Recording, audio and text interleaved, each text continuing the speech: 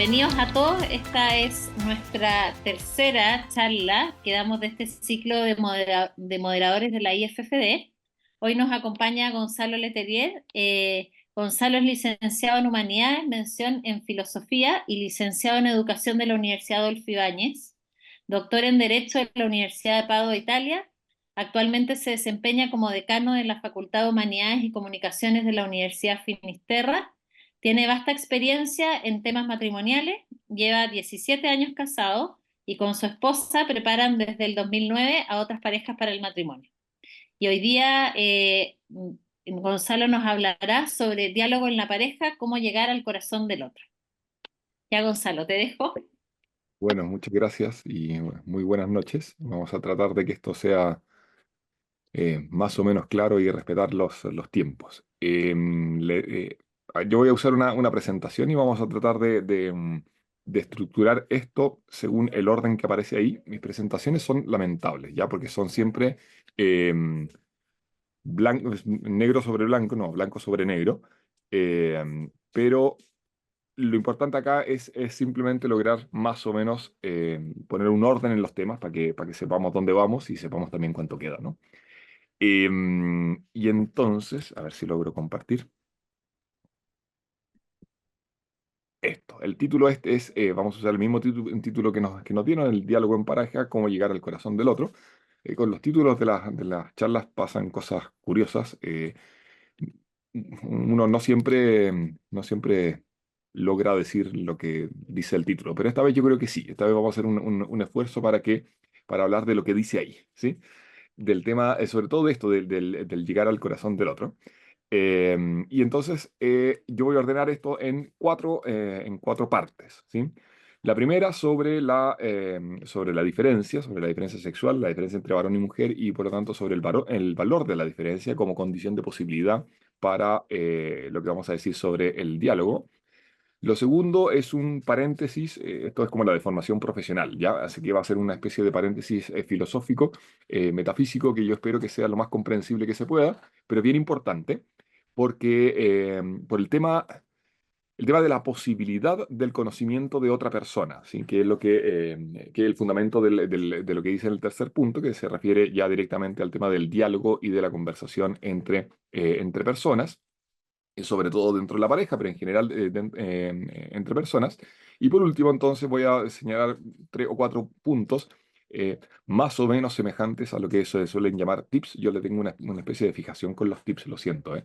Pero ustedes se van a dar cuenta de que son tips entre comillas, porque yo creo que no hay tips, ¿sí? Lo que sí hay son consejos generales que cada uno verá cómo aplica, eh, excepto uno en particular que les voy a dar. Eh, y que al final, precisamente por eso, porque es mucho más flexible que un tip, ese consejo general, yo creo que puede servir bastante. ¿Ya? Este entonces el esquema de esta exposición. Y lo primero es esto, entonces, sobre la diferencia y sobre el valor de la diferencia. A mí me gusta presentarlo de esta manera. Pensando en que ustedes son personas que colaboran con otras parejas.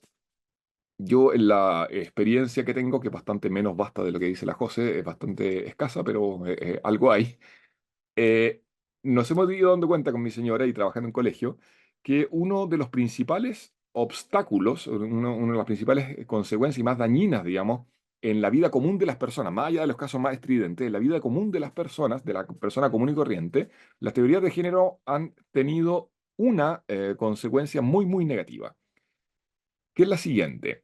Las teorías de género, que son muchas y muy distintas en general, eh, presentan las diferencias psicológicas entre varón y mujer como si fueran exclusivamente construcciones sociales puramente convencionales, estereotipos propios de una determinada cultura, cuya superación libera. ¿Sí? Libera a la gente. Entonces hay que superar esos estereotipos y entonces superar la tesis de que hay diferencias naturales entre varón y mujer. Lo cual, en el orden teórico, suena como muy plausible y hasta atractivo, pero en la vida concreta de las personas causa muchísimo daño. ¿Por qué? Porque el fundamento de la diferencia sexual es natural. Lo que pasa es que es verdad que hay muchos malentendidos que han tenido consecuencias negativas en el modo de entender esa diferencia. Durante mucho tiempo se entendió que esa diferencia consistía fundamentalmente en roles sociales, y ni siquiera roles sociales, sino actividades. ¿Sí? Actividades más o menos fijas que correspondían exclusivamente a uno o a otro. Entonces hay ciertos actos que son propios de varones, ciertos actos que son propios de mujeres, y no hay que invadir los terrenos. Esto no es herencia medieval, por favor, ¿ya? Es herencia racionalista. Es propio del pensamiento ilustrado, es decir, del siglo XVIII y fundamentalmente del siglo XIX. Porque en una mentalidad positivista, científico-positivista, se considera que la racionalidad es la racionalidad técnico-científica, y la racionalidad técnico-científica con cierta frecuencia suele ser más masculina que femenina, ¿sí? Por razones que podemos discutir, pero lo que está absolutamente claro es que la idea de que hay actos o funciones sociales que son exclusivamente masculinas o femeninas es una herencia muy reciente. Dice ahí que alguien me hace ver que no se ve la presentación, es porque yo dejé de presentarla, ¿ya? Yo la voy a usar solamente para que nos ubiquemos en dónde vamos. Y que prefiero ver caras. ¿Por qué es importante esto? Porque, a ver, varones y mujeres somos realmente distintos. No existe ningún tipo de acto que pueda realizar un varón que no pueda realizar una mujer, y viceversa. No existe ningún acto que pueda realizar una mujer que no pueda realizar un varón, excepto los actos generativos. El punto es que esos actos generativos, esa diferencia en el modo de participar en la generación, está fundada en una diferencia en el cuerpo, en la constitución del cuerpo, que altera profundamente la percepción de sí mismo. Nosotros somos cuerpos.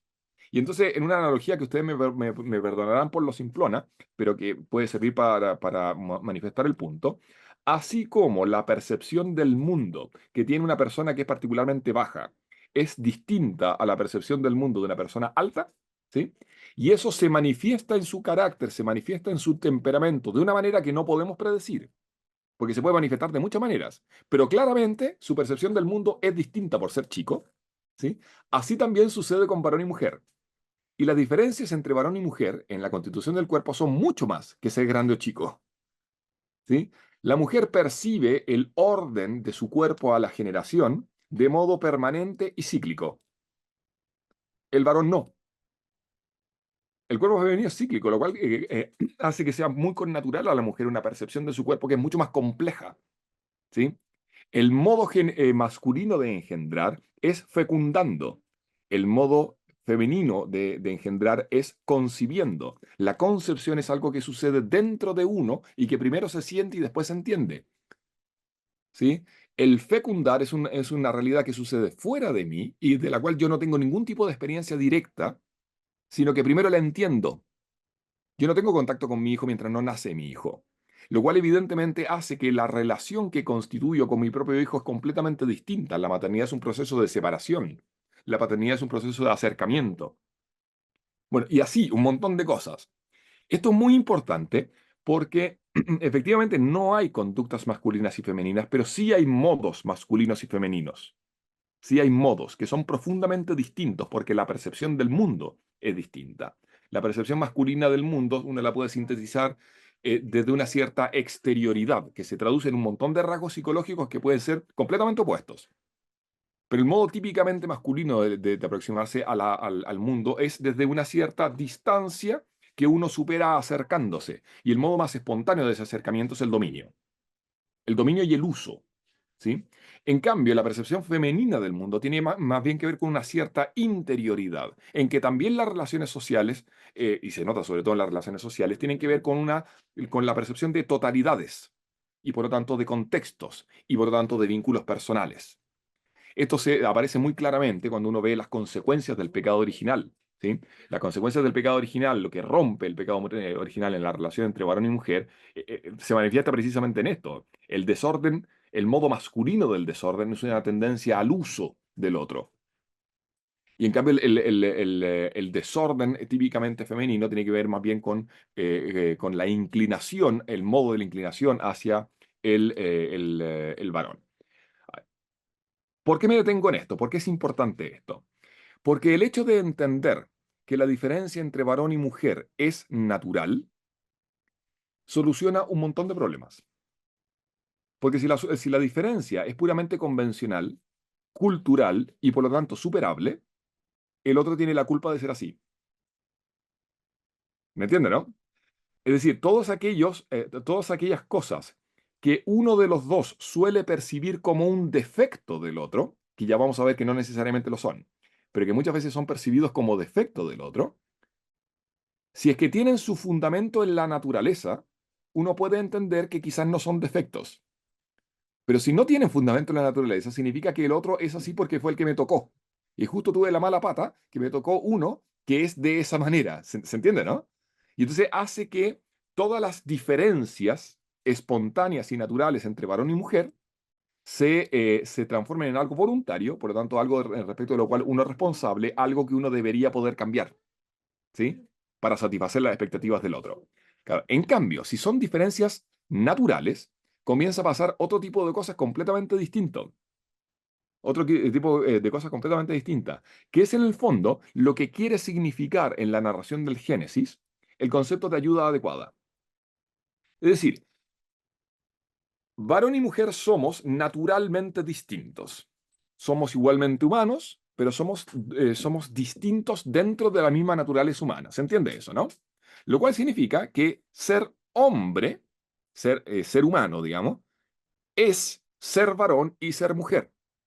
Si ser hombre es ser varón y ser mujer, significa que tanto en el varón como en la mujer, la naturaleza humana está incompleta. Es decir, que yo no soy todo lo humano y no puedo acceder a la totalidad de lo humano sino en virtud de mi convivencia, de mi comunicación con alguien que es distinto de mí y que es todo aquello que yo no soy. De tal manera de que todas aquellas cosas, todas aquellas diferencias que muchas veces hacen difícil la convivencia, bueno, resulta que, no es que dejen de hacer difícil la convivencia, pero resulta que no es porque el otro tiene un problema, sino que es porque yo tengo un problema en que lo percibo como problema. ¿Se entiende, no? Porque el otro es distinto de mí y esa diferencia del otro es lo mejor que me podría pasar. No es que ella es demasiado complicada, es que yo soy demasiado expeditivo para resolver problemas que son bastante más serios. ¿Se entiende más o menos el punto, no? No es que ella hable demasiado, es que yo hablo demasiado poco, ¿sí? Y que no digo lo que me pasa. Y al revés, ¿sí? Es decir, el punto está precisamente en que esto es una complementariedad. En la narración del Génesis, no vamos a leer ese texto, en la narración del Génesis, en la primera narración del Génesis, lo que aparece, y Juan Pablo II lo subraya con mucha fuerza, y es una genialidad que todavía después de 4000 años sigamos encontrando cosas nuevas en ese texto, lo que subraya es que al momento de la creación del hombre, Dios habla en plural, hagamos, ¿sí? Dice, haya luz y hay luz, pero dice, hagamos al hombre a nuestra imagen y semejanza. Y Juan Pablo II dice, claro, es nuestra imagen porque Dios es comunidad de personas. Y entonces lo que crea en el hombre es varón y mujer los creó. A su imagen y semejanza, varón y mujer. Es decir, lo que es imagen y semejanza de Dios no es simplemente cada persona singularmente considerada, sino que principalmente lo que es imagen de Dios es la comunidad de personas constituida por la unión de varón y mujer. ¿Sí? Y entonces por eso el varón deja la casa paterna y se une a su mujer y vienen a ser una sola carne. Esto aparece muy claramente en la narración, en la segunda narración de la creación. Dice, yo lo corté un poco porque quiero ir inmediatamente a la parte final. Dice, entonces el Señor Dios modeló al hombre del polvo del suelo e insufló en su nariz aliento de vida, y el hombre se convirtió en ser vivo. Y el Señor Dios dijo, se dijo, no es bueno que el hombre esté solo, voy a hacerle a alguien como él que le ayude, una ayuda adecuada. Y entonces modelas a las bestias del campo y a los pájaros del cielo, se le presenta a Adán y Adán les pone nombre. Poner nombre en esta tradición significa decir lo que es algo, lo que manifiesta una cierta superioridad sobre aquello que uno nombra. ¿Sí? Y entonces puso nombre a todos los ganados, los pájaros, las bestias, pero no encontró ninguno como él que le ayudase. No encontró una ayuda adecuada, alguien que es semejante a sí mismo, pero que lo hace superar esta soledad. Fíjense, esta soledad originaria, dice Juan Pablo II, es ese diálogo interior que nosotros tenemos con nosotros mismos, ¿sí? Ese diálogo interior que se hace insoportable cuando nos caemos mal, ¿no? Ese permanente estar conmigo, ¿sí? Que no me permite entenderme a mí mismo, sino cuando me encuentro con otro, ¿sí? Porque es a partir del otro que me entiendo a mí. Yo siempre pongo el mismo ejemplo que piensen en lo que pasa con los adolescentes y sobre todo respecto de la sexualidad adolescente, que no tiene que ver con información biológica. La Iglesia insiste mucho en que la comunicación de información es muy secundaria en la educación de la sexualidad, sino que tiene que ver fundamentalmente con el ver en el otro aquello que no soy yo y por lo tanto en la diferencia entenderme a mí. Masculino y femenino son dos términos correlativos, como padre e hijo. ¿Sí? Ustedes no pueden definir la palabra padre sin recurrir a la palabra hijo, y tampoco pueden definir la palabra hijo sin recurrir a la palabra padre. ¿Sí? Son correlativos. Bueno, masculino y femenino es lo mismo. Usted no puede definir masculino sin la referencia a lo femenino, ni viceversa, definir femenino sin referencia a lo masculino. Son términos correlativos. De manera que la única manera, el único modo de que cada uno se entienda a sí mismo como varón o como mujer es entendiéndose a sí mismo como ordenado a otro, que en la diferencia es aquello que yo no soy. Y me completa y me saca de mi soledad porque me permite entenderme y entrar en diálogo con otros. ¿Sí? Por eso entonces Dios hace caer un letargo sobre Adán, dice Juan Pablo II, lo remite nuevamente al origen, y de la costilla, los padres de la iglesia dicen, no de la cabeza ni del pie, de la costilla, del costado, forma a la mujer. Y se le presenta a Adán. Y entonces Adán dice, esta sí que es hueso de mis huesos y carne de mi carne, su nombre será mujer porque ha salido del varón. Y por eso entonces abandona el varón a su padre y a su madre y se une a su mujer y vienen a ser una sola carne. Fíjense, este pasaje normalmente se conoce como el canto de Adán. Adán canta de gozo al ver a aquella que lo saca de sí mismo. Le permite superar esa soledad originaria porque es un yo que no es él. ¿Sí? Pero no es cualquier yo que no es él, sino es aquel yo que no siendo él es todo aquello que él no es. Y entonces lo complementa. Y ahora sí, los dos, ¿sí? Somos una cierta totalidad. Y por eso, dice el Génesis, vienen a ser una sola carne. Este una sola carne es particularmente interesante porque es biológicamente verdadero, ¿sí? No es unión, ¿sí? No es contacto.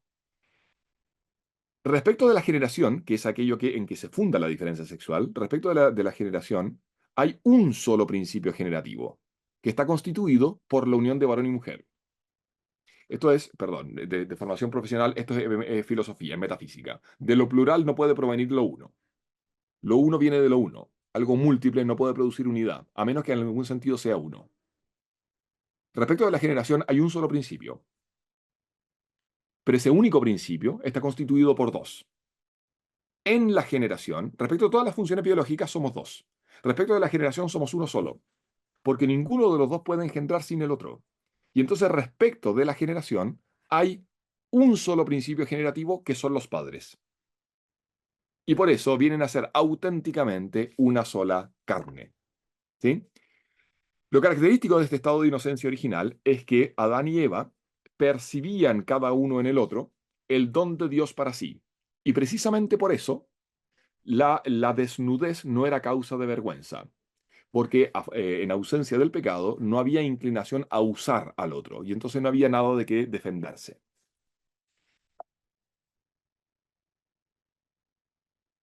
Esa armonía se rompe, ¿sí? Con el pecado original. Esa armonía se rompe con el pecado original, esto es teología, pero sobre el pecado original se puede hablar al margen de la teología, ¿ya? Chesterton solía decir que de todos los dogmas de la Iglesia, el más próximo a la experiencia es el pecado original. Porque el pecado original, claro, la narración del pecado original no es de experiencia, pero aquello que se intenta explicar mediante el pecado original es un dato absolutamente de experiencia, porque es la división interior que todos nosotros padecemos en nosotros mismos, ¿sí? Lo que quiere el fenómeno cotidiano, digamos, de experiencia que quiere explicar el pecado original es fundamentalmente el problema de la presencia del mal. La presencia del mal en el mundo, pero sobre todo la presencia del mal dentro de uno mismo. Lo de San Pablo, ¿sí? Conozco el bien y lo quiero y sin embargo hago el mal que no quiero. Eso hago, ¿sí? Esa división interior es absolutamente inexplicable. Es absolutamente inexplicable en el orden natural, porque todas las cosas naturales tienden espontáneamente hacia su propio bien y su apetito es naturalmente recto. Es decir, no hay leopardos obesos. ¿Sí? Un leopardo jamás va a tender a comer en exceso, porque la medida del deseo es la medida de la naturaleza. En nosotros no. Hay un desorden. Y ese desorden afecta al vínculo conyugal. Uno puede pensarlo en términos teológicos de pecado original, pero uno lo puede pensar también en términos de experiencia. ¿Sí? Hay una cierta dificultad para donarse, hay un cierto volverse sobre uno mismo que hace que el otro sea percibido fundamentalmente o como instrumento o como obstáculo. Perdón, entre paréntesis, no aguanto la tentación. Este problema es políticamente muy importante y de hecho es tan importante que el punto de partida de la reflexión de Rousseau sobre el orden político es precisamente este. El otro me amenaza. El otro es alguien que no soy yo. Es una amenaza fundamental. Es otra individualidad que limita la mía y por lo tanto el otro o es un instrumento que yo uso o es un obstáculo que supero. Es la mejor descripción del pecado original. Y eso sucede también en el vínculo conyugal. Y esa es la razón por la cual después del pecado Adán y Eva se cubren, ¿sí? Se ocultan de Dios y se cubren de la mirada del otro, porque el otro me mira como objeto de dominio, como objeto de deseo, ¿sí? ¿Y cómo sabe cada uno que el otro lo mira así? Porque él lo mira así, ¿sí? Y entonces se protegen de manera distinta, porque el pudor femenino y el pudor masculino suceden de modo distinto, pero en el fondo es esa protección de la intimidad. ¿Sí? No tiene que ver solamente con la dimensión sexual, sino que afecta a todo aquello que es íntimo. Por eso el pudor es natural. Pero claro, esa conciencia de esa división interior es un gran obstáculo para la donación, para la unión en la cual consiste el matrimonio. ¿Sí? Esto aparece muy claramente en un segundo pasaje que quiero que leamos, que algún día si quieren nos juntamos y lo leemos con calma porque da para infinito, que es Mateo 19, ¿sí? Mateo 19, en que el diálogo con los fariseos. Yo en este pasaje me quiero detener en una sola frasecita que está al final, pero la historia completa no tiene desperdicio, ¿sí? Y esto es lo que comenta Juan Pablo II en las catequesis de la teología del cuerpo. Bueno, la primera parte se refiere sobre todo a esto. Y dice lo siguiente, se acercaron a Jesús unos fariseos y le preguntaron para ponerlo a prueba. ¿Es lícito a un hombre repudiar a su mujer por cualquier motivo? No, ellos dicen, es obvio que sí. Pero los fariseos tenían una disputa interna. Algunos decían que por cualquier motivo, otros decían que solamente en caso de adulterio. Y entonces querían que Jesús tomara partido, ¿sí? Para resolver el problema. Y entonces, como sucede siempre, responde en otra lógica.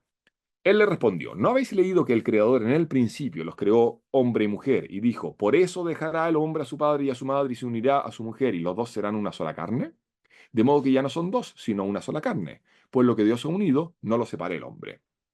Es decir, remite al origen. Dice, no, es que no es ni por adulterio ni por cualquier motivo, es por ningún motivo. Porque es el origen. Ahora, la pregunta de los fariseos es evidente. ¿Y por qué mandó Moisés dar acta de divorcio y repudiarla? Fíjense, la ley de Moisés es la ley del pecado original, ¿sí? Es la ley que manda a hombres que no son capaces de conocer el bien, les muestra el bien para que puedan hacerlo. Y entonces él les contesta, Dios, o sea, Moisés se los permitió por la dureza de vuestro corazón, es decir, por esta fractura interna de la que estábamos hablando. Pero al principio no era así, lo cual significa yo soy más que Moisés, ¿sí? Yo estoy restaurando lo que era en el origen. Por eso yo os digo que si uno repudia a su mujer y se casa con otra, comete adulterio, porque en el principio no era así y yo estoy restaurando el principio. Ahora fíjense que la respuesta de los discípulos es brillante, porque es la respuesta de la experiencia común de la humanidad. Los discípulos le replicaron, si esta es la situación del hombre con la mujer, no conviene casarse. El matrimonio es difícil. Es este el punto al que quería llegar. El matrimonio es difícil. Por eso la Iglesia Católica propone, o sea, la Iglesia propone el matrimonio como un sacramento. Porque lo que hace el sacramento es que aquello que es prácticamente imposible después de la naturaleza caída vuelva a ser posible en virtud de la gracia. Lo que quiero decir con esto es que el hecho de que las parejas con las cuales ustedes hablen tengan problemas, no es que tienen problemas, es que es normal, es que es obvio que tengan problemas, es que no hay matrimonio que no tenga problemas. Incluso Adán y Eva habrían tenido diferencias de opinión, la habrían resuelto de otro modo probablemente, pero es la condición de la naturaleza, ¿sí? Además de que somos distintos y nos cuesta entendernos, y entender al otro supone el esfuerzo de salir de uno mismo para abrirse a la singularidad del otro, es que además resulta que eso, que ya de por sí supone una cierta disposición voluntaria, además eso es difícil, porque hay pecado original, hay un desorden interior, y entonces, de verdad, que no solamente es difícil, sino que uno además no tiene ganas, ¿sí? Y da lata, ¿sí? Y molesta. Y entonces todo se hace más farragoso. Y por eso la Iglesia insiste tanto en la necesidad del matrimonio. Por eso pongo ya acá el problema del sacramento del matrimonio. Primer punto, hay una diferencia, es natural. Esa diferencia que es natural no es un problema, es lo mejor que nos puede suceder porque es lo que nos saca de nuestra limitación. No es que el mundo tiene un problema porque hay mujeres, sino es que yo tengo un problema porque parte del modo humano de entender el mundo me está vedado y yo no accedo a él sino en virtud de la comunión personal con alguien que es distinto de mí. ¿Sí? Pero eso es difícil, pueden explicarlo sin teología, porque estamos interiormente divididos. Y es tan difícil que de hecho, mientras no entró el cristianismo en la historia, siempre hubo divorcio. Siempre hubo divorcio. Siempre hubo divorcio y siempre hubo poligamia, ¿eh? Lo cual me sirve para subrayar otro punto. En cuando sola la difusión en el mundo completo de la tesis judía de la igualdad de varón y mujer fundada en el Génesis, la difusión de esa tesis por todo el mundo es obra del cristianismo. Hasta antes de eso, siempre se permitió que sobre todo un varón se casara con muchas mujeres, lo cual expresa una concepción de una cierta superioridad de uno sobre el otro. Entonces, la idea de que somos iguales pero distintos es fundamental para plantear el problema del diálogo. Es fundamental, porque si no, no se entiende nada. ¿Sí? Ahora bien, ese diálogo supone conocimiento de la persona. Yo me estoy demorando demasiado, entonces esto lo voy a decir bien rápido. Lo fundamental acá es lo siguiente. La palabra persona, ¿sí? La palabra persona es una palabra que también en su origen fue teológica, aunque es una noción estrictamente filosófica, respondió en su origen a un problema teológico, y manifiesta, quiere expresar algo, aquello que no es reductible a los principios naturales. ¿Sí? Entonces, esto significa que los actos de un animal o de una planta se explican porque ese animal o esa planta es de esa especie. Y por lo tanto, aquel que conoce esa naturaleza conoce esos actos. ¿Sí? Por eso hay ciencia de la planta, por eso hay ciencia del animal, por eso hay ciencia del cuerpo humano que actúa de modo necesario, por lo tanto se puede predecir y por lo tanto se puede modificar. Sobre la persona no hay ciencia. ¿Sí? Esto en metafísica se puede explicar mucho más difícil, pero el punto fundamental es este. Sobre la persona no hay ciencia. Sobre la naturaleza humana sí, y por eso hay psicología.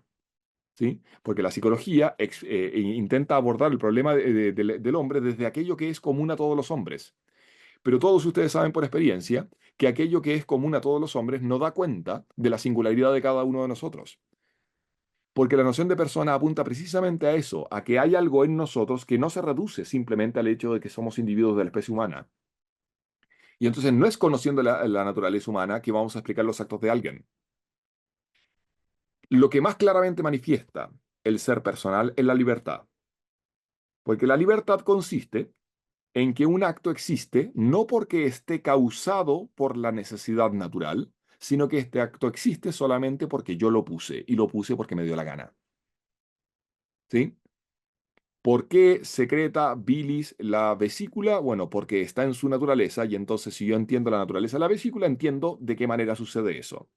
Pero ¿por qué Juan se casó con Pepita? Porque quiso, porque quiso. No hay necesidad ahí.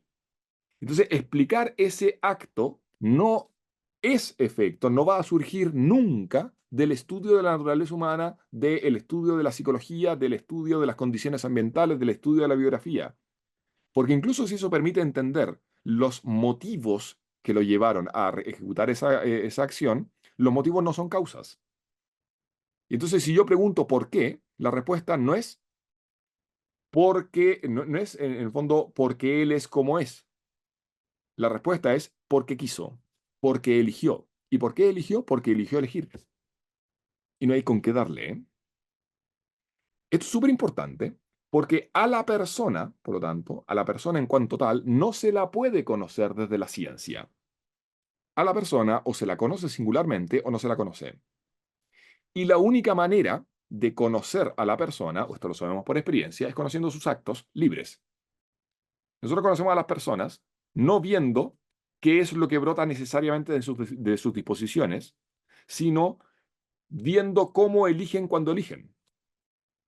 Porque esa elección manifiesta exteriormente ese mundo interior.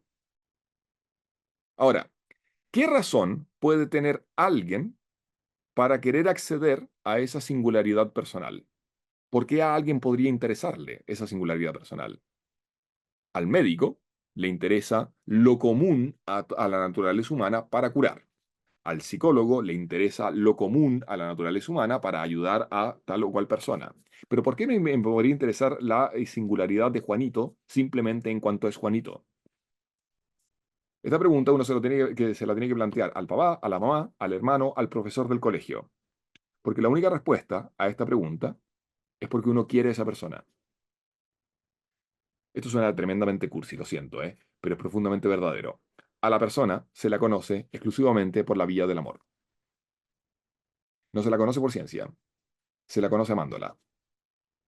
A la persona se la conoce amándola. Solamente se puede acceder a la intimidad de alguien si es que ese alguien, a la auténtica intimidad de alguien, no a lo que se manifiesta en sus actos, sino a su intimidad, si es que esa persona quiere manifestármelo. Y la única manera de que esa persona quiera manifestármelo es que perciba que lo que yo quiero es su bien.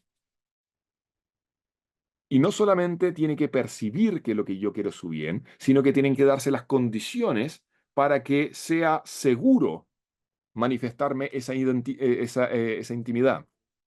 Perdón por el ejemplo, siempre pongo el mismo, pero me parece que funciona. Si dos amigos tienen un problema y tienen que arreglarlo, se ponen de acuerdo para juntarse, ¿no?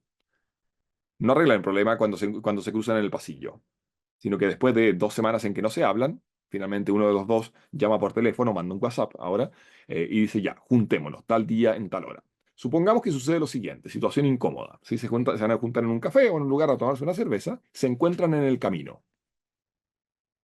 ¿Qué va a pasar? Va a pasar que van a conversar medio incómodos de puras tonterías que no tienen nada que ver con el tema y los dos lo saben, hasta que lleguen a ese lugar. Y después de que se sienten y les llegue el café o les llegue la cerveza, solamente después de eso, cuando tienen plena certeza de que no van a ser interrumpidos, plantean el problema. Y lo plantean de manera tal en que cada uno solamente va a hablar de lo que pasa en el momento en que perciba, en que tenga la certeza de que el otro va a recibir eso que le pasa tal como él quiere presentarlo. Y fíjense, lo que no puede suceder ahí es que el otro me contradiga, porque lo que no importa es quién tiene razón y qué pasó en verdad. Lo que sí importa es lo que a mí me pasó, ¿sí? Que no es lo que un observador externo vería, porque de lo que estamos hablando no es de la certeza objetiva de los hechos. De lo que estamos hablando es de la intimidad personal de cada uno. ¿Se entiende la diferencia, no? Y entonces, a mí me importa que me escuches. No me importa que nos pongamos de acuerdo en la secuencia de los eventos. Entonces llegamos con esto, pasamos al tercer punto, que tiene que ver con, con el el diálogo y la conversación amistosa. Fíjense, en este sentido, una conversación entre dos personas se puede plantear de dos maneras posibles. Hay un diálogo, una conversación en la cual dos personas que tienen intereses comunes hablan de una cosa que les interesa a ambos. ¿Sí? Entonces, el arquetipo, el modelo, digamos, de esa conversación es la comunicación de ciencia. Uno sabe algo, el otro sabe algo distinto, se lo comunican, después de esa comunicación, los dos entienden mejor eso que están hablando. ¿Sí? Y esa es la conversación, bueno, yo vengo de la universidad, esa es la conversación que uno debería tener más o menos en una universidad o entre colegas o en el trabajo. ¿Sí? En el trabajo uno conversa así, de esa manera con el compañero de trabajo. Hay que solucionar un problema, tú lo ves de esta manera, yo lo veo de esta manera. Bueno, lo ponemos juntos, digamos, y lo que aparece es esto. En cambio, en la conversación amistosa, en la conversación entre dos personas que se aman, lo que menos importa es el tema. ¿Se han dado cuenta, no? Da exactamente lo mismo el tema. Dos amigos, dos socios, ¿sí? O compañeros de trabajo que se ponen de acuerdo para juntarse a tomar un café, se ponen de acuerdo para hablar de un tema y la conversación se acaba cuando se acaba el tema del que tienen que hablar, ¿sí? Y si el tema lo resuelven rápido, la conversación se acaba pronto. Y en cambio, si no resuelven el problema, se extiende, pero solucionado el problema, se acaba la conversación. Cuando dos personas, dos amigos se juntan, no tienen ni idea de qué van a hablar. Se juntan para juntarse nomás, porque el tema no importa. Porque el tema es completamente secundario, porque lo importante es simplemente que haya un tema, porque a propósito de ese tema va a manifestarse lo que sí es realmente importante, que es lo que le pasa al otro. Porque a propósito de ese tema, lo que yo estoy conociendo es la singularidad personal del otro. ¿Se entiende, no? Y eso requiere de tiempo, requiere de una cierta disposición, requiere de unas ciertas circunstancias. Esos son los tips de los que les voy a, de los no tips, digamos, de los que vamos a hablar al final. Pero se va entendiendo el punto, ¿no? La conversación entre amigos, entre personas que se quieren, no tiene que ver con la verdad del objeto sobre el cual se habla. Eso es completamente secundario. Y sobre todo en la conversación conyugal, por lo que vamos a ver dentro de un minuto. Eso es lo menos relevante de todo. Es lo menos relevante de todo. Eh, Perdón, hay un momento, ya, sí. Porque lo realmente importante es cómo me aparece el otro. Cómo me aparece el otro. Bien. En ese contexto, entonces, ya me va quedando muy poquito tiempo, lo siento, les pido disculpas, pero en ese contexto, entonces, entramos al último punto, que tiene que ver entonces con el diálogo de una pareja de cónyuges, por decirlo de alguna manera. Y entonces, ¿cómo llegar al corazón del otro? Bueno, en este esquema en que dos personas que se aman, ¿sí? Porque se aman, están interesadas no en el tema del que se habla, sino en la singularidad del otro, en virtud del amor recíproco que se tienen, bueno, es evidente que el punto de partida para que cualquier conversación amistosa y la vida conyugal, no lo hemos dicho y no hay tiempo para explicarlo, es la forma más completa del amor humano, porque abarca la totalidad de la persona, es absolutamente evidente que la primera premisa es que todo diálogo debe estar constituido desde la premisa del amor. Esto de nuevo suena rosadito, suena un poco cursi, pero lo siento, es esto. Lo que pasa es que suena cursi porque uno normalmente no entiende el punto. ¿Sí? Uno normalmente entiende esto del amor conyugal de una manera eminentemente afectiva. Entonces, la distinción que me interesa subrayar, uno la podría decir del siguiente modo. De los motivos para que dos personas se casen, probablemente el peor, si es que está solo, es que están enamorados. No estoy diciendo que no tengan que casarse enamorados, estoy diciendo que como motivo, si es que está solo, es completamente insuficiente. Porque el matrimonio, como institución jurídica, no tiene que ver en primer lugar con el sentimiento del enamoramiento. Y por eso quiero presentarles muy brevemente, recordarles muy brevemente la fórmula conyugal. ¿Sí? Y les sugiero que hagan este trabajo cuando les toque trabajar. Vean lo que se dijeron los cónyuges. Partamos por el lado negativo. Lo que no se dijeron los cónyuges es que están muy enamorados el uno del otro. La fórmula conyugal nunca consiste en que el testigo, porque los ministros son los cónyuges, ¿eh? En que el testigo, que suele ser un cura, les pregunta, ¿está usted enamorado de Pepita? Porque mi respuesta debería ser, ¿y a usted qué le importa? Porque no ese es el problema. La fórmula conyugal, si ustedes se fijan, si ustedes recuerdan, es completamente distinta. Miren, aquí tengo un texto en que, tengo el texto en un documento en que aparecen las distintas fórmulas. Fíjense lo que hay de común en todas las fórmulas. Hay algunas más frecuentes que otras. Yo te recibo como esposa y me entrego. Te recibo, me entrego. Y por eso, porque me recibo y te entrego, porque te recibo y me entrego, prometo serte fiel en la prosperidad, etcétera. Yo te recibo como esposa y prometo, ¿sí? Y lo prometido es amar. Que lo prometido sea amar implica que el amor que se promete no puede ser un sentimiento, porque el sentimiento, como toda emoción, no depende de la voluntad, al menos no inmediatamente. Yo no puedo prometerle a alguien que me va a caer bien. Al contrario, es súper importante, y la fórmula conyugal lo dice, por favor, ¿eh? Es súper importante que yo me case con la conciencia de que va a haber momentos en que, lejos de caerme bien, me vas a caer pésimo. Y si no tengo esa conciencia, entonces mejor que no consienta, ¿sí? Yo prometo amarte en la prosperidad, en la adversidad, en la salud, en la enfermedad, cuando me caigas bien y cuando me caigas mal, y especialmente cuando me caigas mal. En ese momento en que yo quisiera tirarte por la ventana es cuando más prometo amarte, cuando más necesario es el cumplimiento de la promesa. Porque el cumplimiento de la promesa consiste en querer en toda circunstancia el bien del otro. Pero a ver, querer el bien del otro a tal punto de que yo renuncio a mí. Si yo me caso con mi cónyuge porque yo entiendo, por su elección, yo entiendo que su bien soy yo. Y entonces, como su bien soy yo, amarla significa darme, porque yo soy su bien. ¿Y cómo sé que yo soy su bien? Porque me lo dijo, po. Porque de hecho se está casando conmigo. Porque yo no me puedo casar con ella si es que ella no se casa conmigo. ¿Se entiende el problema, no? Y entonces, lo prometido es darse. Lo prometido es darse. Fíjense, en el rito mozárabe aparece con especial claridad. ¿Sí? El testigo, el cura, digamos, les pregunta, ¿quieres? ¿Te entregas? ¿Recibes? Fíjense, las tres preguntas fundamentales. ¿Estás aquí voluntariamente? ¿Quieres ser esposo? ¿Quieres ser esposa? Ahora, tú dijiste que sí, pero ¿entienden en qué consiste? Consiste en que tú te entregas, ¿sí? Y ella te recibe. Y recíprocamente, porque no hay manera de entregarse si es que el otro no se entrega de modo recíproco. Esto es lo que se promete. Esto es lo que se promete. Entonces, en esta lógica, todo el diálogo conyugal tiene que constituirse desde esta premisa. Y ustedes se dan cuenta de que entonces en esta lógica ya cualquier tip, digamos, como que empieza a sobrar, porque lo fundamental acá es la disposición radical a concebir el propio bien como inseparable del bien del otro. Significa entregar la propia vida.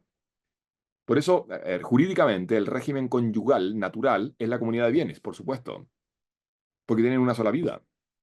Y uno se puede casar jurídicamente con un montón de regímenes curiosos, digamos, pero en la vida cotidiana, o sea, ninguno de ustedes sabe cuál tenedor es suyo y cuál es de su mujer, ¿no?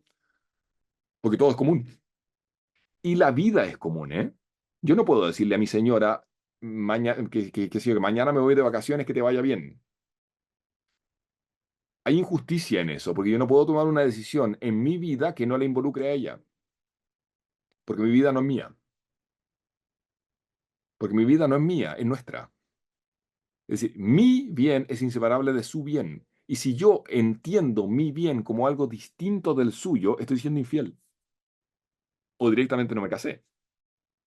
¿Se entiende, no? ¿Se entiende entonces por qué es causal de nulidad en el derecho canónico el hecho de que alguien se case pensando que quizás de repente se separa? Porque significa que la donación no es completa.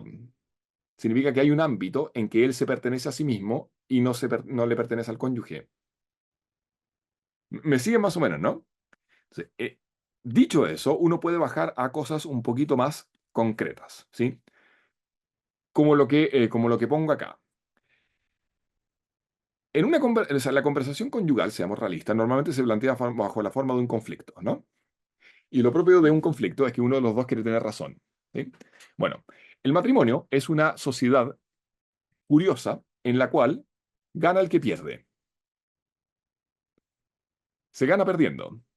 El padre Alberto Hurtado tiene dos o tres homilías de matrimonios que están grabadas, ¿sí? Y en una de ellas dice una cosa muy gráfica. Dice, el matrimonio es una competencia en darse. Es una competencia en que, como en toda competencia, se gana, ¿no? Pero ¿quién gana? El que pierde. Gana el que pierde.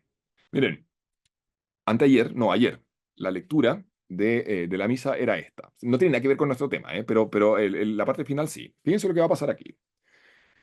San Pablo retando a los corintios, y los reta duro, ¿sí? Los reta a tupí y parejo. Le dice, ¿hay alguien entre vosotros que teniendo un pleito con otro se atreve a llevarlo juicio ante los impíos y no ante los santos? Es decir, lleva su problema al juicio de los tribunales y no lo resuelve en sede doméstica, ¿sí? ¿Hay alguien de ustedes que discute con su señora y se va donde un juez de familia?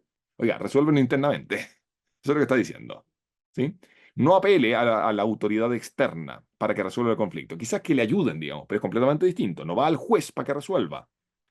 Pide ayuda para resolverlo entre ustedes. ¿Sí? ¿Habéis olvidado que los santos juzgarán el universo? Pues si vosotros vais a juzgar al mundo, ¿no estaréis a la altura de juzgar minucias? Conflictos cotidianos que son siempre minucias, ¿o no? Ya. Recordad que juzgaremos a ángeles, cuanto más asuntos de la vida ordinaria. De manera que para juzgar los asuntos ordinarios dais jurisdicción a gente que en la iglesia no cuenta. Lo está retando. ¿No os da vergüenza? ¿Es que no hay entre vosotros ningún entendido que sea capaz de arbitrar entre dos hermanos? No, señor, un hermano tiene que estar en pleito con otro y además entre gentiles. Se dan cuenta que hasta el tono lo está arreglando. Ya. Fíjense, es que y este es el punto que me interesa. Desde cualquier punto de vista, ya es un fallo que haya pleitos entre vosotros. Ya hay un primer problema, que es que estén peleados. ¿Sí? Bueno, es más o menos inevitable porque uno no se pelea voluntariamente. O sea, nunca dice, nadie se despierta en la mañana diciendo, ya, voy a pelear con mi hermano, voy a pelear con mi cónyuge. Las peleas suceden. Que suceda significa que hay un problema. ¿Sí? No debería suceder. Pero bueno, no es voluntario. No es voluntario. Pero ya es suficiente que haya pleito. Ahora, puesto a arreglar el pleito, fíjense esto, que era a lo que quería llegar. ¿No estaría mejor sufrir la injusticia? ¿No estaría mejor dejarse robar? Esta lógica, esta lógica, en términos de justicia mundana, digamos, es completamente incomprensible. Y sin embargo, es la lógica propia del vínculo conyugal, porque es la lógica propia del amor recíproco. Es mejor perder que seguir peleando. Mientras esto no se entienda, mientras esto no se entienda, las crisis matrimoniales van a estar a la orden del día. Mientras no se entienda que yo me caso para hacer feliz al otro y no para que el otro me haga feliz a mí, esto va a estar a la orden del día. Porque si me caso para que el otro me haga feliz a mí, se trata de poner ciertas condiciones y de que esté a la altura. Y si no lo logra y no está a la altura, tiene un problema. Acá se trata, acá se trata de amar a tal punto que al otro no le quede más remedio que amarme de vuelta. Ese es el modo, ese es el modo en que se conquistan los cónyuges, ¿o no? Ese es el noviazgo. O sea, cuando a Juanito le gustó Pepita, lo que hizo fue tomar la iniciativa de amar primero, para que la respuesta, para que la respuesta sea el amor, el amor recíproco. Se trata de conquistar. ¿Y cómo se conquista? Amando. Ante tal gratuidad no queda más que responder de modo gratuito. Claro, el problema de esto, la dificultad más que el problema, es que presupone, o sea, exige, lo que ponemos acá, perdón, exige presumir benevolencia, exige, exige partir de la base de que el otro no hace lo que hace para molestar, de que el otro hace lo que hace porque hace lo que puede. La tesis del pecado original suena súper negativa a los oídos actuales y sin embargo es profundamente esperanzadora, porque entre otras cosas significa que el otro hace lo que hace exactamente lo que a mí no me gusta de la manera en que no me gusta, no porque quiere molestar, sino porque no se la puede consigo mismo, porque el otro está tan fracturado como yo, y hace lo que puede y le resulta mal.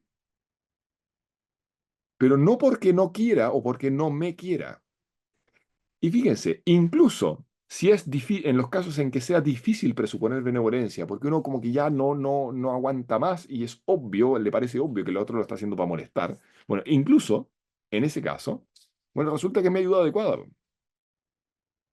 Es mi ayuda adecuada. Es aquello que yo no soy, es aquello que me hace falta. Y perdón, en contexto cristiano, mi cónyuge es mi vocación. Mi cónyuge fue en primer lugar elegido por Dios para mí. En esa lógica, es lo mejor que me podría pasar. Porque o nos santificamos juntos o no nos santificamos. ¿Sí? Termino. Ahora sí, tip conyugal. ¿Sí? El único tip que les voy a dar. Porque fue el único tip que me dieron a mí. ¿Sí? Cuando, cuando nosotros nos casamos, mi señora argentina, y estaba, se venía poco a Chile, y mi tía, que era, ella se quedaba, cuando venía a Chile, se quedaba en la casa de mi tía preparaba matrimonio. Entonces, mi señora fue y le pidió a mi tía que nos preparara, y mi tía le dijo que no, porque no tenía tiempo, en el fondo no sé, no quiso. Y entonces le dijo, bueno, pero al menos darnos un consejo matrimonial. Y el consejo matrimonial que nos dio tiene que ver con esto: tiempo y circunstancias. ¿Sí? A ver, el consejo, el tip que nos dio era concretísimo. ¿Sí? Ese sí que era tip, pero yo lo traduzco un poco más universalmente a tiempo y circunstancia, porque lo que nos dijo es, ya, bueno, puestos a darle un consejo, ya que me obligas, mi consejo es el siguiente: todas las noches tómense un traguito juntos. ¿Sí? Un pisco sour, de hecho, dijo. Eh, es un consejo sanísimo, ¿eh? Sí, háganlo. Pero, pero al margen de eso, si el tema, más allá de que haya o no haya pisco sour, que ojalá que lo haya, el punto es que tiene que haber un momento. ¿Sí? Un momento, un tiempo y un contexto que permita conversar. Porque si no, nos come la vida. Y es difícil confiar en la benevolencia del otro, presumir benevolencia en el otro, si es que estoy consumido por la vida. Si es que todo mi contacto con el otro es simplemente el luchar con la vida cotidiana, que es precisamente el momento en que parece que no es tan benevolente y que lo que hace lo hace más bien por molestar, ¿no? Tiene que haber un momento en que se junten, ¿sí? Y puedan conversar, aunque sea 3 minutos, y no necesariamente de los problemas que tengan. Porque de nuevo, la conversación entre amigos no es sobre un tema, es sobre el otro. Da lo mismo el tema.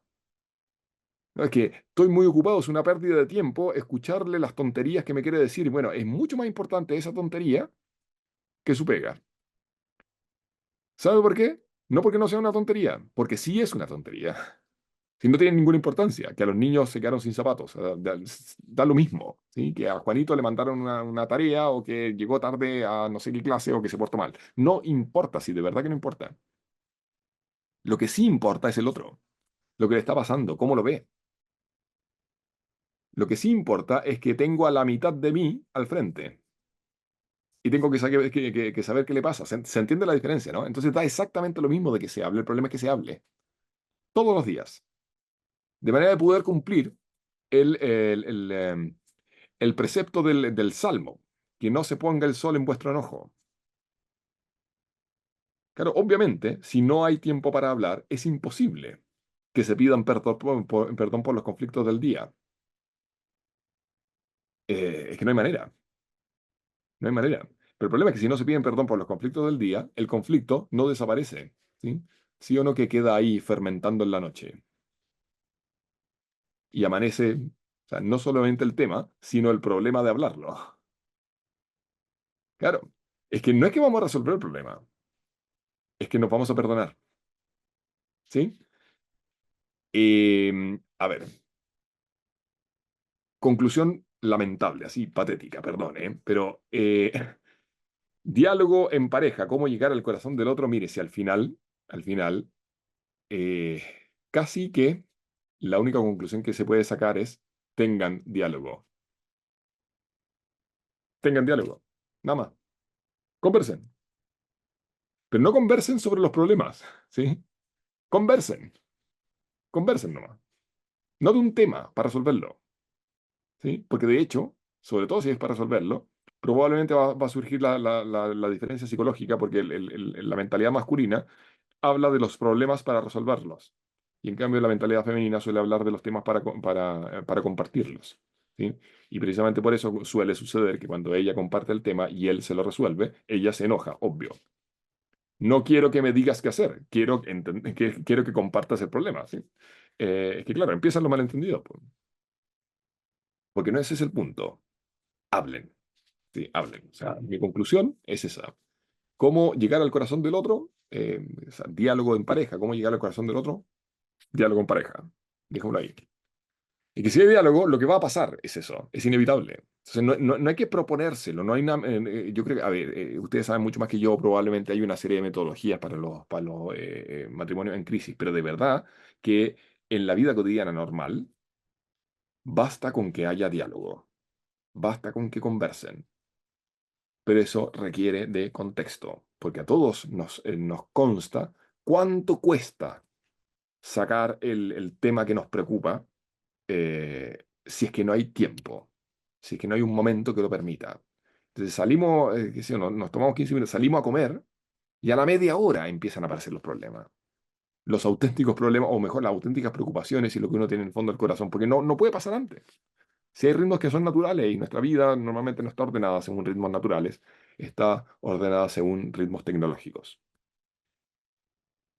Bien, yo cierro aquí, me callo, así que ustedes me contarán si hay preguntas. Excelente, Gonzalo, muchas gracias. No sé si alguien quiere preguntar algo o comentar algo. Damos el espacio ahora, ya sea por mensaje o hablado. No sé. Vamos a dejar un tiempo a ver si surge alguna inquietud.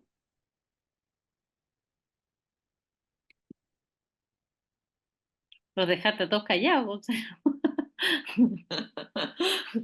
Eso yo que pongo de repente, no sé si es bueno o malo, pero los dejaste callados. Juan Andrés No, tiene una pregunta ahí. Juan Andrés Vallejo. Andrés. ¿No se escucha? ¿Sí se escucha? Sí, dale. Sí, se escucha. Oye, Gonzalo, muchísimas gracias por la interesante teológica, filosófica, metafísica exposición, muy, muy interesante. Una de las cosas que habitualmente preguntan yo tengo que moderar algún proceso de comunicación y diálogo en el matrimonio precisamente, es cómo hacer cuando se tienen niños chicos, los más grandes, eh, justamente para tener ese tiempo privilegiado, exclusivo, para sin o con pisco sour, yo prefiero el vino, pero cómo hacerlo para tener ese tiempo en exclusiva. Cuando se tienen muchas variables, con aspectos más de orden práctico, porque hay Sí, niños chicos, hay niños dando vueltas, los niños más grandes que más siguen dando vueltas, para poder hablar si justamente el matrimonio a solas, o si ese mismo rato de conversación del matrimonio a solas también se puede compartir con los hijos más grandes, porque también ellos sí, muchas veces quieren cómo intervenir. Sí, sí. muy claro. Eh, yo iba a sugerirte lo que sí dijiste tú al final. Muchas veces, o sea, la conversación entre personas que se quieren es muy natural y muy espontánea, digamos. Entonces, lo que requiere es tiempo, simplemente, y no necesariamente estar solos. O sea, los niños grandes muchas veces pueden hacerse participar, al menos de ciertas cosas. Y respecto de cómo hacerlo así en concreto, y sobre todo cuando hay niños chicos, no creo que haya ninguna manera de responder universalmente a eso. Eso lo tienen que ver ellos. Y quizá una de las primeras cosas que van a tener que conversar es cómo diantres lo hacen para conversar. O sea, que ya decirse mutuamente, oye, ¿te has dado cuenta que no podemos hablar? Está manifestando que al menos me gustaría, ¿sí? O sea, me estoy diciendo cosas todo el tiempo. O sea, al final, cada gesto del otro tiene un significado para el que sabe leerlo. O sea, uno sabe cuando dos personas son amigos, ni siquiera necesariamente pareja, pero ya, simplemente amigos. Una de las cosas en las que más se nota es que se entienden. Y se entienden sin hablarse. Y quizá un solo gesto y una sola palabra cruzando, o sea, mientras corremos a través de la cocina para llegar a la hora del colegio, eso ya es decirse cosas. Pero el punto es eso, es esa disposición a manifestarle al otro lo que está pasando. Ahora, mejor todavía si es con tiempo de verdad y con un traguito, digamos, pero yo tenía un amigo que, o sea, la respuesta va a ser medio injusta, pero yo creo que en parte, en algunos casos puede aplicarse. Él decía, mire, ¿sabes qué? Al final uno siempre tiene tiempo para las cosas que de verdad quiere. Es verdad que no tenemos tiempo, pero es verdad también que el día tiene 24 horas y en esas 24 horas elegimos hacer cosas. Y hay algunas que elegimos y otras que no elegimos. Y entonces, no sé si será el caso en la mayoritario, pero no sé si es muy frecuente, no sé, no se trata de juzgar a nadie acá, pero, pero probablemente de vez en cuando sucede que, mira, ese que pregunta que cómo hacer porque no tenemos tiempo, porque los niños chicos sí tiene tiempo para ir a jugar fútbol con los amigos, po. Porque eso no renuncia, porque el tiempo para uno y todo esto que está tan de moda. Es que, mira, sí, tiempo para uno, pero ¿sabéis qué? Uno son dos, uno son dos. Es que ¿sabéis qué? Es tu mejor amigo, es tu mejor amiga. Es que esa es la lógica. Una vez que se entiende eso, probablemente van a encontrar el tiempo. No es tu socio, ¿sí? Es tu mejor amigo. Eh, y entonces probablemente, o sea, puede suceder, al menos en algunos casos probablemente va a suceder que si uno se pusiera a conversar con ellos que hacen esa pregunta, ¿cómo hacer para encontrar tiempo? Mira, uno quizás lo encontraría, ¿eh? No siempre. No se consigue. ¿Alguien más que quiera preguntar o comentar?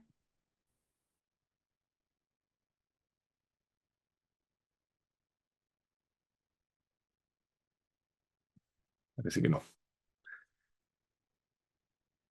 No, yo Qué creo bueno. que nos dejaste muchas incógnitas para seguir meditando. Yo, Por lo perdón, menos, yo sí tengo una pregunta en verdad, pero es más general. Espérenme un Sí, segundo, dale. ¿puedes decirme la guagua? Que tengo una Perdón, guagua llorando atrás, por eso no me muestro. Em, pero ¿cuál ¿Cómo es tu se nombre? hace? Perdona, perdona. Mari Es que Carmen está Medina, en verdad entré de colada a esta reunión no con mi importa, ya. marido, que nos encantó. Muchísimas gracias. Mi pregunta es, en un contexto en el que la gran mayoría de los jóvenes han sido criados o no criados, pero en el individualismo finalmente, como perder para ganar, ¿cómo se da si la benevolencia en el otro no está como asegurada necesariamente? Siendo que el otro puede estar como retorcido hacia sí mismo y uno le va como alimentando el individualismo, no sé cómo explicarlo. Sí. A ver, de nuevo, no creo que haya alguna manera en particular de hacerlo, ¿eh? Yo creo que el único modo, y que es bastante falible, es que ese es el punto. Por eso a mí no me gustan los tips, porque el tip es propio de un razonamiento técnico, ¿sí? Y la técnica es un tipo de razonamiento en que si uno hace ciertas cosas, tiene cierta garantía de obtener un resultado, ¿sí? Y aquí no pasa eso. Y la mejor prueba de eso es que esto que estás preguntando tú, eh, a ver, yo le voy a responder con estructura teológica, pero no hace falta tener fe para entender el punto. Esto es lo que, según la teología, es el drama de Dios. El drama de Dios es precisamente que quiere amar al hombre que no se deja. Y entonces ya no sabe qué inventar, porque ya no quedó nada más que inventar para convencer a este bruto vuelto sobre sí mismo, para convencerlo de que salga de sí, que se abra y que se deje amar. La única manera es amando y amando y amando y bueno, y sin cansarse. Porque finalmente lo único que le puede mostrar al otro esa salida de sí mismo es ver que hay alguien que sí lo hace y es feliz. En algún momento le caerá el cachofazo. Es que no se puede hacer más que eso, ¿eh? Porque el problema es que el amor o es gratis o no es. No se puede forzar. Lo más semejante a forzarlo, lo más semejante a forzarlo es refregarle en la cara al otro la renuncia cotidiana, sin intención de hacerlo, sin intención de refregárselo, sino que mostrándose. Mm. Y a ver si cae. Y a ver si cansa. O sea, a ver, lo que el cristiano pone en el crucifijo es exactamente eso, po. Mm. Y así le va a Dios. Así Buenísimo, que muchas gracias. no hay un modo. No hay un modo. Yo creo que la única manera es que cada uno de ellos, o sea, hay que hacerlo ver y hay que explicarlo, y que cada uno haga su esfuerzo cotidiano. Y le irá como le vaya, sí, por favor. Es que ese es el otro punto. O sea, gracias a Dios es como que se ha puesto de moda el tema de la falibilidad y de los, no solamente de la falibilidad, sino la normalidad del defecto en la vida familiar, ¿sí? Uno todavía tiene la idea de la familia Ingalls, digamos, en que todo sale perfecto. La vida humana no es así. Y la familia perfecta tampoco es así. La familia perfecta es perfecta precisamente porque está llena de defectos cotidianos, porque está llena de problemas, porque el hermano grande es insoportable y el hermano del medio es un vago y el marido es un malhumorado y ella está llena de rollos. Y la perfección de la familia aparece en que estos tipos que no tienen por dónde, resulta que viven juntos y son felices y se quieren. ¿Se entiende, no? Entonces aquí no se trata de poner una presión moralista en que hay que ser hipervirtuoso. Acá se trata simplemente de asumir la realidad de que hay que hacer lo que se pueda, que lo que se pueda va a ser poco, va a ser defectuoso, pero yo entiendo que el otro lo está haciendo con su mejor intención y eso basta. Como el dibujo del niño, po. Esto yo, el ejemplo que yo siempre pongo cuando me tocan hacer clase en párvulos porque se ofenden. Entonces es fantástico. Pero de verdad, el dibujo de mi hijo que me trae con todo cariño, ¿es lindo o feo? Es más feo. O sea, mira mamá, te traje un dibujo. Oh, qué lindo, ¿qué es? Mira, si fuera lindo, no habría que preguntar qué es. Se notaría qué es. ¿Qué es? No, es un caballo. Ah, ¿y dónde está la cabeza? Acá, mira. Oh, qué lindo, sí, obvio. Se entiende, ¿no? Bueno, somos un poco así. Somos un poco así. Y entonces la disposición del otro no se nota en la obra perfectamente bien hecha, sino en la disposición con la que hizo, po. Y basta eso, ¿eh? Basta eso.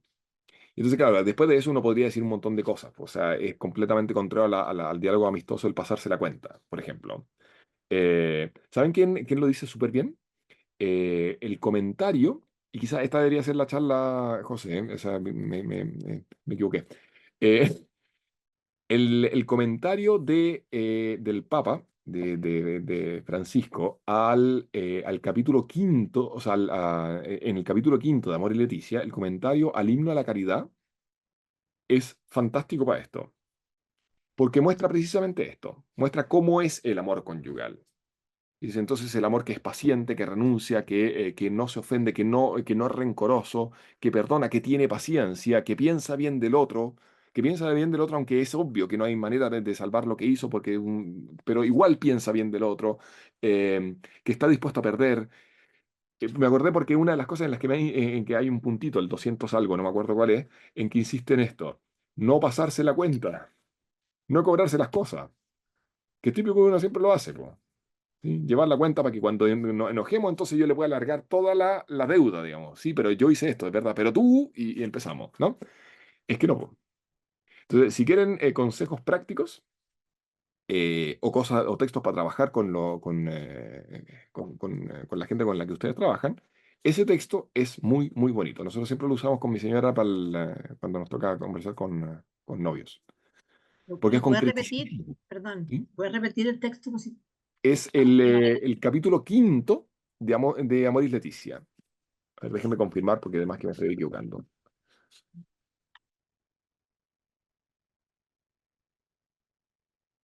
Estoy buscándolo aquí. Capítulo cuarto, perdón, no el quinto. Capítulo cuarto. ¿Sí? El amor en el matrimonio.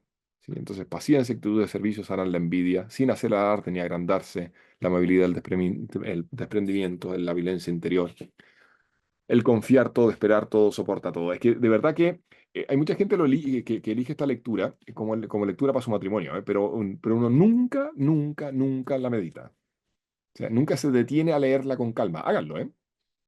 Es muy impresionante. O sea, a ver, simplemente leerlo con eso en mente.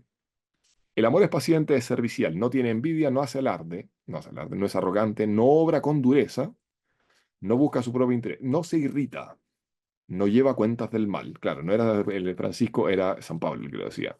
No se irrita, no lleva cuentas del mal, no se alegra de la injusticia, sino que goza con la verdad. Todo lo disculpa, todo lo disculpa, todo lo cree, todo lo espera, todo lo soporta, todo lo soporta. Chuta, es que eso es, po. Eso es. Lean ese texto, eso es súper bonito. ¿Sí? Capítulo 4 de Amor y Leticia. Ya, damos oportunidad para una última pregunta, si alguien quiere, comentario, si alguien tiene alguna otra duda. Parece que estamos, Gonzalo.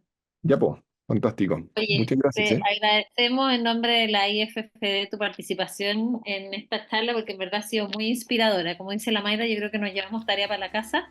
Así que me alegro que va a quedar grabada porque la vamos a poder difundir y compartir. Así que muchas gracias y muchas gracias también a todos los asistentes. Y los dejo invitados para la próxima charla que es el 17 de octubre, que tiene que ver con el tema de la tecnología. ¿Ya? Así que Gonzalo, tú también estás cordialmente invitado si quieres ir a esa charla, escucharla, digamos, por Zoom, ¿ya? Bueno, buenas noches, Gonzalo, un gusto haberte tenido. Gracias. Muchas gracias. Adiós. Nos vemos. Seguimos de todo. Gracias. Chau.